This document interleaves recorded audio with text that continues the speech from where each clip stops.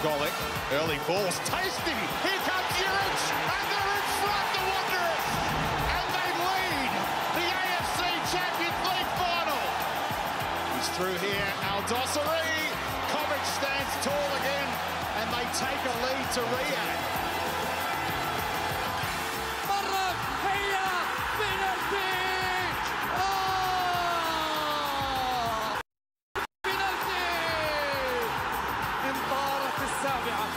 بجنون قادم الجنون لا يمكن لا يمكن لا يمكن.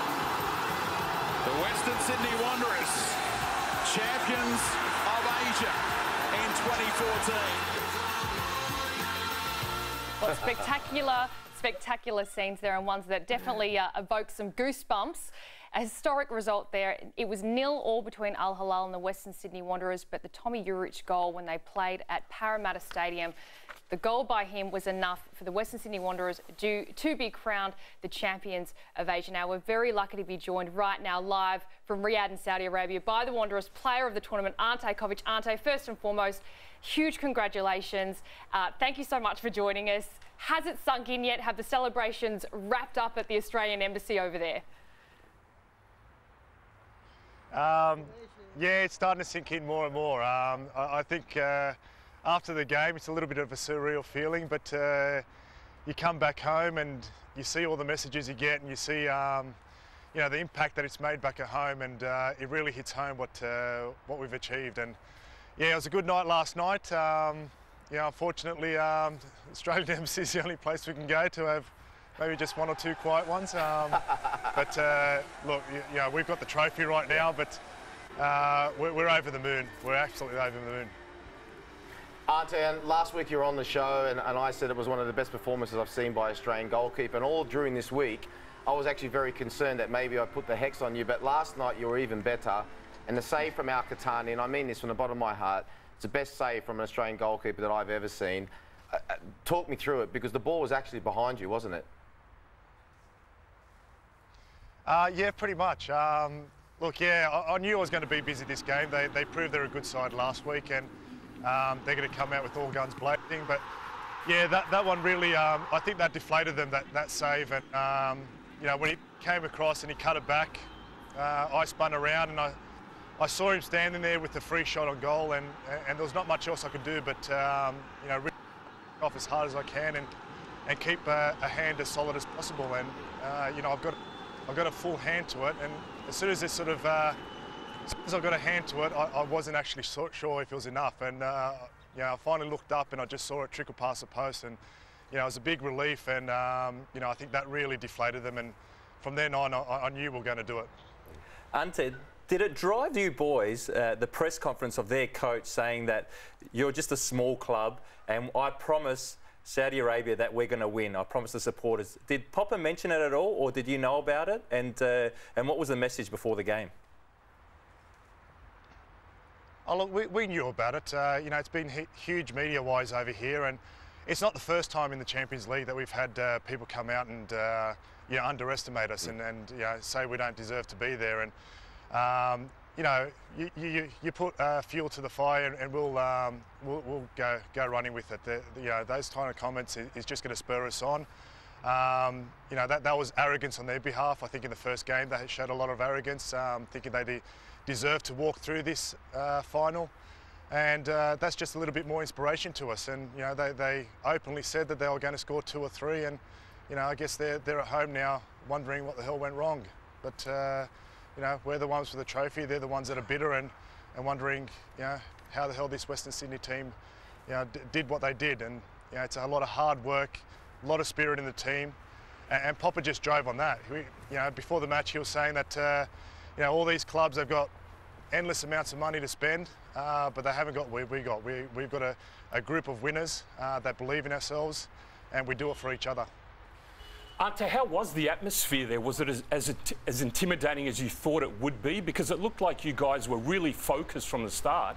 And, I mean, the question was going into the game, how the back four would deal with that, the fact that there was a massive crowd and it was going to be a really fiery atmosphere. Yeah, look, I have to admit that atmosphere was unbelievable. When we walked out for the warm-up, the noise was deafening. My ears were actually ringing, and there's no chance you can hear each other. They really do create an awesome atmosphere, but you know, when the game comes up, you got Buckleys of hearing each other on the field. But you know, that sort of, those type of games lift you. You guys would know. You know, when you're in that sort of stage with a full packed house, 65, 70,000 people, if that's not going to lift you, nothing will. Regardless if they were away fans, it was an awesome atmosphere. And you know, the walk out to the pitch with the tifo that they had, you know, I've got to give them credit for that. But it was glad that we silenced them and sent, you know, 90% of the crowd packing before the final whistle. Ante, you mentioned that you had Buckleys of hearing anything, but did you have Buckleys of seeing anything? I've got to tell you that Twitter went into overdrive saying that it looked like you were at a rave in between the goalposts there. How did that affect how much you were seeing? Because from where we stood, it looked difficult enough as it was. Yeah, it was a little bit frustrating, a little bit annoying. There were so many shining upon me. It was only after I came home and watched a few of the highlights I just realised how many, you know, how much of my body actually covered in my face. You know, but the way I viewed it is pretty much that, you know, they didn't have full belief in their team on the field to finish the job. You know, they took it in their hands to try and alter the situation by putting me off. But I think, like previously, this whole team and myself included, when we're thrown with difficulties, we stand up and make sure that we perform even better. And you know, I had to move around a little bit, the free kicks, the corners. I had to keep my head sort of moving because there was always something dead centre in my eyes, and it was frustrating. But end of the day, I got that clean sheet, and you know, they can't say too much. They can point as many lasers as they want now. They can keep them at home. And you're 100% right about Ante. Without trying to pour too much water on what was a fabulous night, I have to ask you about the penalty incidents. And remember, they can't replay the game, so you can tell us straight now. There was 3 of them. In my opinion, I would say 2 definitely were, if not the third one from Sandslab, the handball. What was your take on the penalty incidents? Yeah, look, you know, we got away with a couple. I definitely have to say that. Yeah, there was a couple there that could have easily have been given. So, you know, sometimes you ride your luck, and you know, we got that first leg off to a start 1-0, and you know, we were in the driving seat, and sometimes you make your own luck, and you know, destiny sort of falls into your hands, and you can't take away from a solid performance. And at the end of the day, in free play, they really didn't have a chance. They had a couple of chances, but we snuffed out everything. So the way I look at it is that, you know, if they're going to ask for gifts from the referee, whether they are or aren't, over 180 minutes we kept them scoreless in open play. So fair play. I'm proud of the lads for that. And you know, those little incidents, so be it. But they happen in football. Everyone knows that. Yeah. Ante, we saw you speaking to the referee as you guys were coming out for the second half. What was the discussion about? Oh, it was, you know what, I just threw out the lasers, actually. I just said, you know, can you stop the play in corner? Just stop the bloody play. You know, if they keep on shining, just wait until they stop. Just point up at it, because it was, you know, it was a little bit annoying, and you just sort of sometimes feel that, you know, small things like that, you just get a laser at the wrong time and you get blinded by a little bit. Even though I was trying to ignore it completely, I just, I knew it wasn't going to do anything, to be honest. What's it going to do? Go up into the stands? But yeah, I just thought I'd throw that out. Make friends with him, just to have a nice little chat. Well, you've done well. You did so well. You've definitely made a lot of friends back home. A huge congratulations. Thank you for your time. And there's going to be a massive celebration and people waiting for you at the airport, without a doubt. Enjoy the win. Thanks so much, Ante. Thanks. Can't wait to get home. Thank you very much, guys. Thanks, Ante. Now, looking at the stats from the Western Sydney Wanderers' run against Al Hilal, it was their opponent that dominated possession, territory and shots on goal, but it's the saves that weren't dominated. So with that being said, how did the Wanderers win their campaign? Was it their defensive structure, Bozza? Look, there's always several reasons why you win things and several reasons why you lose things. But I think we need to concentrate on one thing that's constant. That number one, the Wanderers did so well when they had to basically change, I would say, more than half their side from the group stages. You know, Palence, Hersey, Beecham, Ono, Depuzo, Aaron Moy, all had to go out, you know, because of salary cap restrictions and whatever. And for them to overcome that, and when you're changing so many players in your team, boys, you have to have a set defensive structure. It takes time to get the offensive and that going, you know, getting going. And I think that's one thing that's remained constant. If you look, you know, pretty much Ante Covic, the player of the tournament, he's been a constant. Topple Stanley, he's been a constant. And we heard Ante Milicic last night turn around and say that they knew that. They knew that was going to happen. So they needed to know that when players come in, they knew the system exactly. And I think that is one of the things that you can point to for their success, Johnny. Yeah, definitely. I think that defensively they've been brilliant, and they've showed that over the 2.5 seasons that that's their main focus. And then from there they can play, and then they still have to score important goals, and they've done that throughout the tournament. And I'll say that you know, their 2 central defenders this morning were tremendous. They cope with everything, crosses coming into the box, and also Ante Covic, player of the tournament. And speaks for itself. Yeah, it does. And they never complained about the travel. They never complained about the heat. They never complained, all right, Ante, a little bit about the lasers to the referee. But that was to get on the... Understandable. But in the media, they never complained once about anything. And for me, that goes a long way in showing they're confident in what they're doing. I can only say that, for me, they're very similar to an Atletico Madrid. They drive off of defensively being solid, and then they've got players that can make a difference up front, and also they've got the fans behind them, and they haven't got the money to spend like a Real Madrid or Barcelona, and the same with the Saudi team. I think that they showed that just having a good team spirit, being well organised, can win them the tournament. Now, there were some controversial moments in the game. Do you think they were, in a way, lucky not to have copped more from Yuichi Nishimura in that game? Well, without a doubt. I mean, I think we all agree that he could have given 3 penalties and didn't. So, but that's the thing in football. I mean, they've shown they have discipline in defence. They've been resilient. They've shown some good patches of football. Real killer instinct as well in the box. I mean, first leg. But you guys know it as well. You have to have some luck. You have to have luck in football. To win anything you do. And I mean, you know, I think it's 100%. It's hard for us to say. I mean, but you have to say the referee's had a shocker. He's had a shocker, and the Wanderers were extremely lucky. But in saying that, I mean, you know, Covic probably would have saved all 3 anyway. I mean, his form, So, well, they were that bad in the final third in terms of hitting the target that, you know, you would have put it past Covic saving him. But it's good that you say that, because in the first leg as well, I mean, we didn't mention how many shots Al Hilal had off target. Off target. A ridiculous amount. And in that first leg especially, they were getting into that last third well, like playing out from the back, in the middle. But you look at the amount of times they just lost the ball in the last, or just kicked it out. I want to put it to you two as well. I think that's the best performance by a club team in our history. Do you agree or not? Yeah, definitely agree. I think that people underestimate what they've achieved.